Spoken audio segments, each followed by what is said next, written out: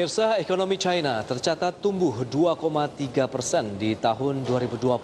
Produksi industri menjadi pendorong pertumbuhan ekonomi China yang sangat besar di sepanjang tahun lalu. Statistik pemerintah China mencatat ekonomi negeri tirai bambu tersebut tumbuh 2,3% di tahun lalu. Perekonomian China masih mencatatkan pertumbuhan di tengah pandemi COVID-19 yang belum usai. Realisasi pertumbuhan tersebut juga lebih tinggi dari proyeksi Dana Moneter Internasional yang memprediksi ekonomi China akan tumbuh 1,9% di tahun 2020. Pencapaian pertumbuhan ekonomi tersebut juga tak lepas dari upaya pemerintah China yang berupaya memacu pertumbuhan ekonomi melalui proyek infrastruktur besar dan dengan menawarkan bantuan tunai untuk mendorong pengeluaran masyarakat.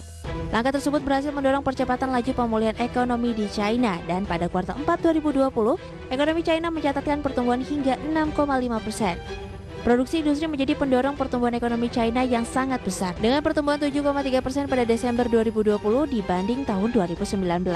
Sementara itu, Bank Dunia memprediksi ekonomi China tumbuh sebesar 7,9% di tahun 2021.